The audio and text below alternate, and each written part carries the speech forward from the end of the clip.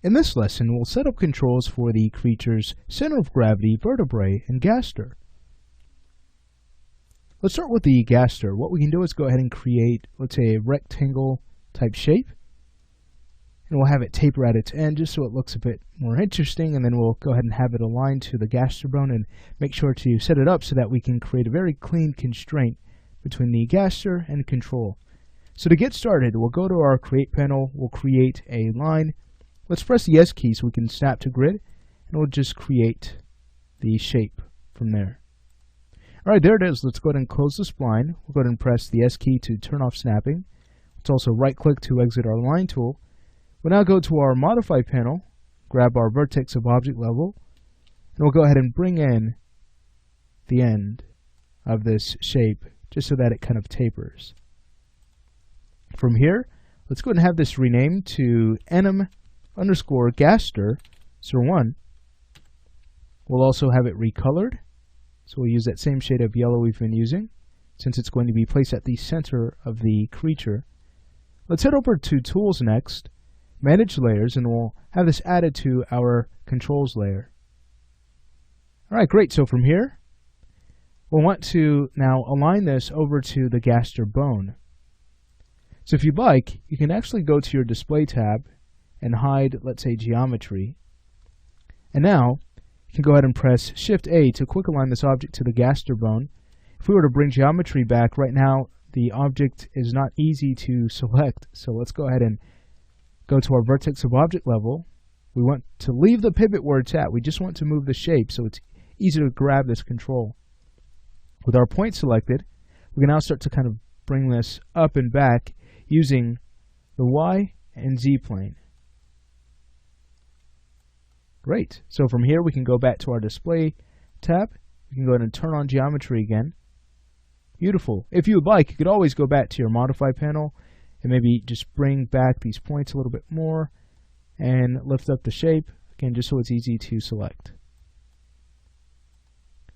Alrighty, great. Now from here, what we could do is go ahead and make sure that we constrain that gaster bone in a way where we don't have to work with keep initial offset. So I like to avoid using that if possible, just because there's a cleaner way of creating a constraint. With keep initial offset, we still have those values somewhere, right? So we just want to make sure that we can keep things at 0 and still get the results we want. So here's how we can do that. Let's go ahead and go to Tools, Manage Layers, and let's say we go ahead and hide our model. Alright, now from here, let's go in and create a point helper. Let's go ahead and add that to the scene. I might go ahead and make this a cross, a line check box. We could have the size about 1 or so. I think that's going to be fine. So from here, we'll now use Alt-A so we could align this object to our gaster bone. Now here's the difference between quick aligning and using Alt-A to align. You'll notice that with Alt-A we can align in position, orientation, and scale. So we want to make sure orientation is checked, because if it's not, only the position will be aligned. So we just want to, again, make sure that this helper is going to be aligned to the orientation of this gaster bone. That way we can add an orientation constraint without keep initial offset to this helper, and then we can simply link the helper to the control. And what we have created in the end is a very clean constraint system. Alright, so again, making sure position, orientation, all checked. Let's go to now choose OK. With the helper still selected, we'll have it stored in our hidden layer. That's what the hidden layer is for, so when we go ahead and hide that, animators won't accidentally grab something they shouldn't. Great, now we can have this helper renamed. That's going to be pt_drv_gaster01. And this is the naming convention we'll use for these types of helpers. The helpers that we'll use to constrain, we'll give them a prefix of pt_drv, following that the name of the object, and then how unique that object is. That's what the 01 is for. Alright, sweet. So once we've managed to take care of that, we can go ahead and take our helper here and have that linked to our gaster control. Now we can go ahead and grab our gaster bone object, head over to animation constraints, grab the orientation constraint, and then connect over to our helper. Take a look, nothing is flipped. When we grab our gaster control, as we start to rotate that, everything follows just fine. All right, sweet. Now, one thing you can do is go ahead and Alt-right-click and use Freeze Transform to go ahead and freeze the transforms of the gaster control. I like to do that from time to time, even though we'll have to do it again when we create our center of gravity control, which we're just about ready to do. But it's a good idea to do that.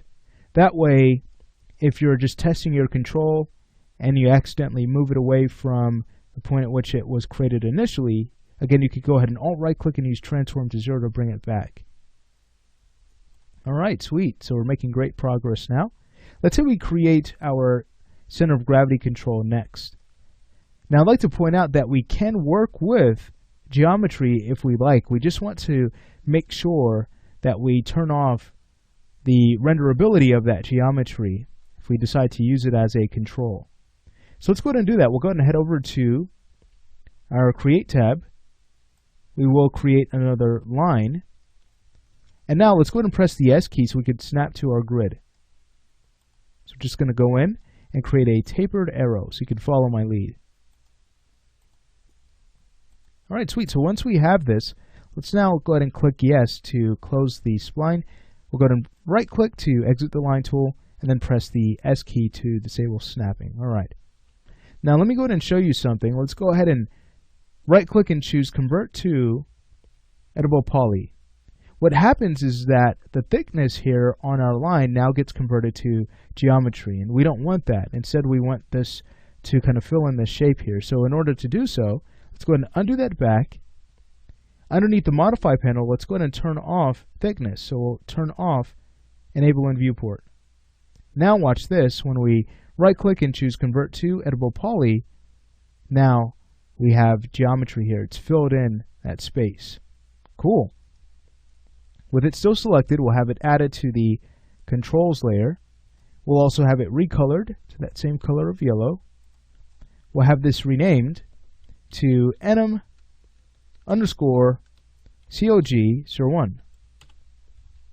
All right, cool. So from here, let's go ahead and press Shift A to quick align this over to our root. That's what it should control. Next, let's go ahead and grab our points. Grab all of its vertices. We'll also bring back our geometry, and we'll go ahead and start to lift up this shape. We'll also go ahead and pull it back a bit. And now let's go ahead and scale it down. Alrighty. That way it's easy to select.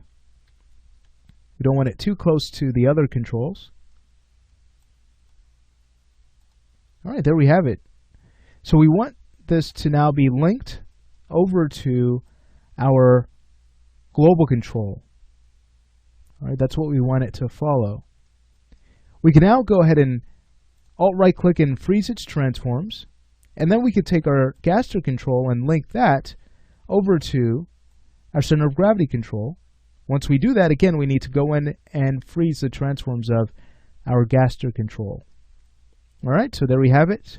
We have a way of course, controlling the gaster, and then we will soon be able to control our root.